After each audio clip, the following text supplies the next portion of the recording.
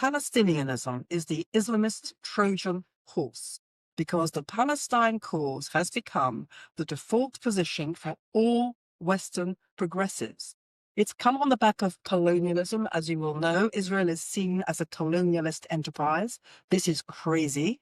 The truth is that the Jews are the indigenous people of the land, and it's the Arab and Muslim world that are the colonizers, and Zionism is the great project of decolonization. But facts cannot dent this narrative of that the Palestinians are the indigenous people of the land, the Palestine cause is the cause of the oppressed. Because, of course, in this post-biblical world, there is no such thing as truth. The idea of objective truth, it is said, is only believed by people who are unsophisticated and uneducated. But if there is no such thing as truth, then there are no such things as lies. At the October 7th, 2023 atrocities in Israel threw down a challenge to the West. Do you support civilization or barbarism? And I'm afraid to say that it has not chosen civilization. And I would suggest to you that the reason it has not chosen civilization is that the West no longer understands what civilization is. And it no longer understands that the West invented it. I don't believe it's simply a matter of Western civilization. I believe that we're talking about civilized values themselves. What we've been living through since October the 7th is not just a mortal threat to Israel's survival, it's also an existential threat to the West and a war against civilization itself. It's astounding that in the reaction to these appalling, depraved atrocities of October the 7th, and the war that has followed, in which Israel has sought to defend itself against overtly threatened genocide, it has found itself the victim of a campaign waged against it by the West, which has painted the most just war conceivable into aggression and war crimes by the Israeli victims of war crimes, aggression, and depravity. The way that the West has accepted patently ludicrous falsehoods as true has been unhinged. We have witnessed a total collapse of reason and rationality. Evidence is dismissed. Facts no longer have traction. This kind of double standards, demonization, and a systematic lying is applied to no other people, nation, or cause on earth. It is a level of obsession and hysteria which suggests that we're witnessing a pathology at work. I'm afraid to say that my birth country, the United Kingdom, along with Canada and France, must now be perceived to be the allies of Hamas against civilization. These countries and others in the West cannot see that the war being waged against Israel is an Islamic holy war against first Israel and then the West. They can't see it because they can't see the Islamic threat to itself in the West. They can't see the steady advance of Islamization of Western nations through both the democratic process, which is being subverted, as well as threats and intimidation. In Britain, you may be surprised to learn, it is an accepted official view that Islamic extremism has got nothing to do with Islam. The real problem in Britain, we're told, is the far right. That is a problem. It's increasing. But here's the thing. Official figures suggest that the Muslim community in Britain is about 6% of the population. And according to MI5, the security service, among the people that they're most frightened about, the people that they're trying to keep tabs on, but are too numerous for them to watch, 90% are Muslim. 6% of the population are 90% of the most mortal threat. But of course, it's got nothing to do with Islam. Britain has systematically, for decades, and I've written about it for a long time, ignored the evidence of Islamization. A couple of brief examples that I will just briefly mention. There was what was called the Trojan horse plot, in which Muslims on governing councils of schools in the city of Birmingham waged a campaign of attrition against head teachers and teachers in order to Islamize the classrooms, in order to Islamize the syllabus. There was an official inquiry presided over by the former head of counter-terrorism for the Metropolitan Police. He found many serious concerns about this. He made many recommendations. He said this is not just happening in Birmingham, it's almost certainly happening in schools up and down the country. The government must take action. The government ignored everything he said. You will also have heard about the so-called rape and grooming gangs, rape and pimping gangs, which have enslaved, tortured, used, raped, and in one or two cases murdered thousands of young white girls, mainly from the wrong side of the tracks. This, unlike what you'd be told, has not been a secret. It was kept secret for about 10 years because the police and welfare authorities would not move against these men because they were mainly of Pakistani Muslim heritage and they were frightened of being called racist. They did move against them. There have been dozens and dozens of these men who have been convicted in court and jailed, but it's still going on. And successive governments have refused to even hold proper inquiries into it. So that's a kind of very small set of examples of how they are not facing up to what they are actually confronting. In Europe, we can see it is losing its cultural identity through mass immigration, particularly of Muslims who refuse to integrate. Many Muslims in Britain and in Europe are no problem. They do integrate, and we must not lose sight of that. But there are huge numbers who refuse to integrate and expect Western cultures to adapt to Islam instead. So, why does the West refuse to acknowledge this mortal threat to itself? Well, the first example is fear. The numbers now are too large, the threats of violence are too explicit, and are backed by actual instances of terrorism. But there's something much more deep and insidious going on. The West has told itself for decades that it is racist to think that people from the developing world can do any wrong at all. The default position of the Western liberal is that people from the developing world are oppressed by the West. They are victims. As victims, they can do no wrong, while the West, being their oppressors, can do nothing right. And here's the thing, the state of Israel is considered one of the oppressors. Under this ideology, Jews can never be victims because everybody knows, don't they, that the Jews control everything. They control the finance, they control the law, they control the media, they control industry, they control the American government, which is a mere puppet in their hands. So at the core of the liberal position, the default liberal position in the West, at the core of this liberal position is deep, deep-dyed anti-Semitism. So the West is ignoring these threats to itself, and it is instead blaming Israel for defending itself against the very same threat. We've all gone through a looking glass. How could this have happened? Well, it's a long story. I've written about it in my book, The Builder's Stone, and I'll try to encapsulate it as briefly as I can. For decades, the West has told itself it was born in the original sins of colonialism and imperialism. For decades, Western elites have been attacking its core precepts and institutions. The problem it identified was particularity. The West had a particular culture. The Western nation had a particular culture and particular traditions. And the nation was therefore itself the source of division, prejudice, and war. What was preferable was a kind of brotherhood of man template, or otherwise known as universalism. The West told itself that universalism, or brotherhood of man, represented all good things, making a better world, producing freedom and justice. But of course, universalist ideals are not universalist at all. The kind of ideals that we all think of as civilized are deeply particular to the West. And ultimately, they come from biblical values at the core of Western civilization. The core, fundamental creed of the West is Christianity, but Christianity rests upon Judaism. Values of the West are fundamentally Jewish values. Few realize quite how important Jewish values have been to making the West civilized and great. It's not just what we all know of as, the moral settlement, personal responsibility, respect for every human being, because they're made in the image of God. We kind of all know that kind of thing, but it's amazing to realize that core principles that were fundamental to the development of political freedom and democracy in the West which were revolutionary when the ancient Israelites invented them, are core to the West. Two examples.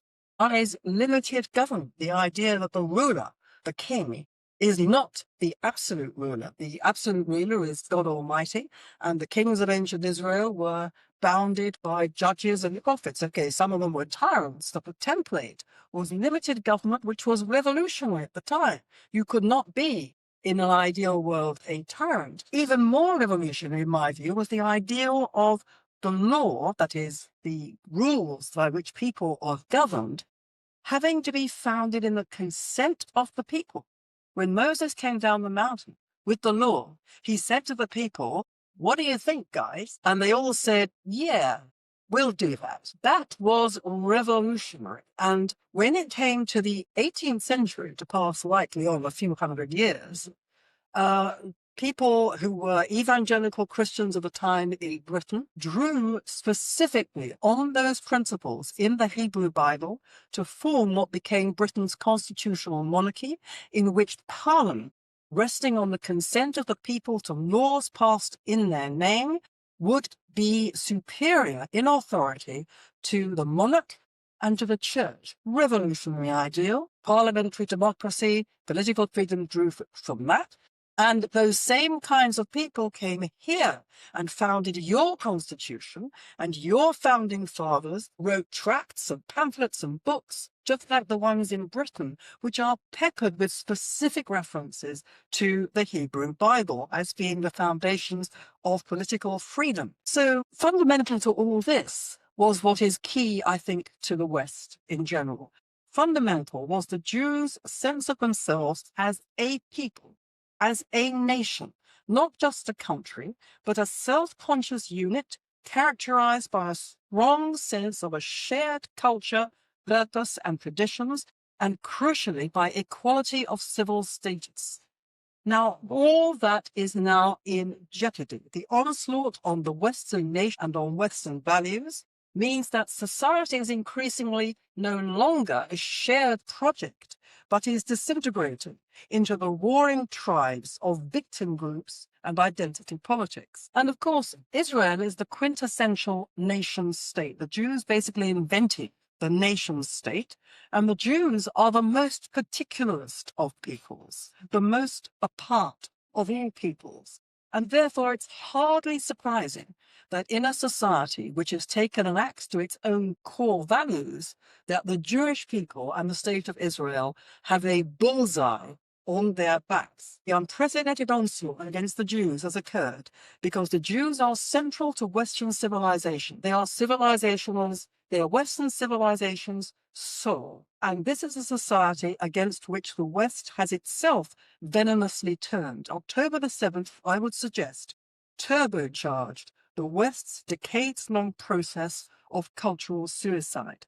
Now, the Islamists understood this far, far better about the West than the West has understood it about itself, because the Islamists understand that religion is the moral scaffolding of a culture.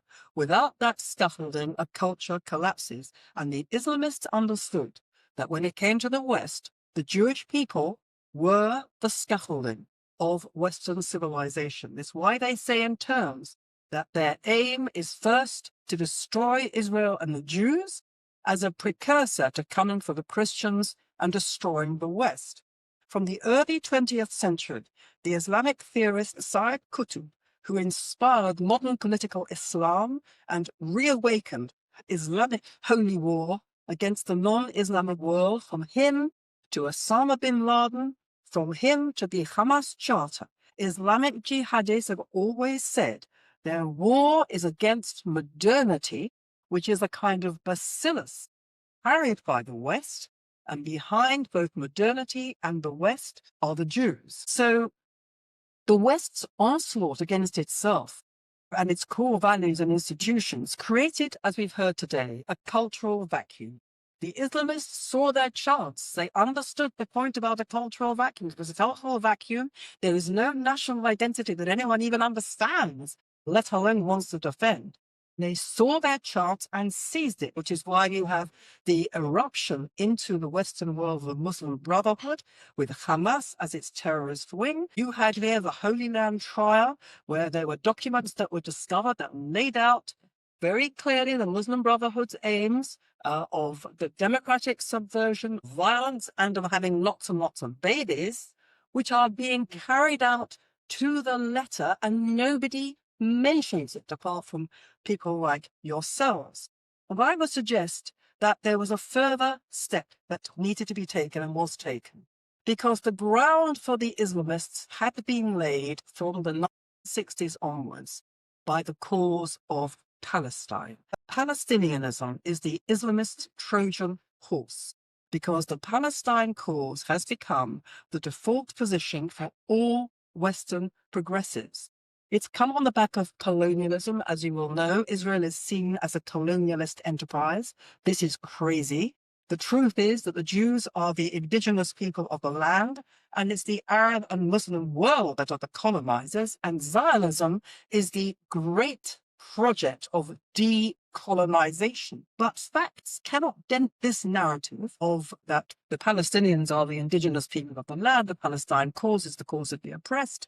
Because, of course, in this post-biblical world, there is no such thing as truth. The idea of objective truth, it is said, is only believed by people who are unsophisticated and uneducated.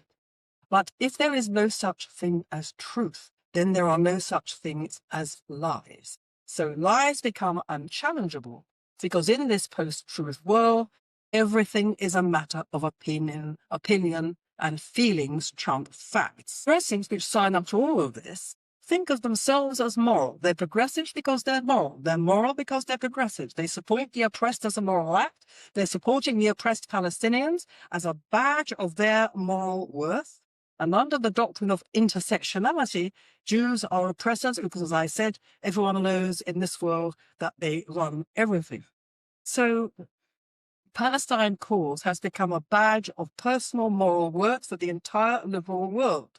Because the cause is supposedly moral and the Palestinian people are victims, the liberal world has bought entirely into the narrative of falsehoods and lies. More than that, it has supported the liberal progressive world by supporting the Palestinian cause. It is supporting a project of extermination, the extermination of the state of Israel, and more than that, it is supporting a cause which steals the Jews' own history in the land. The Palestinian cause is the ultimate cultural appropriation.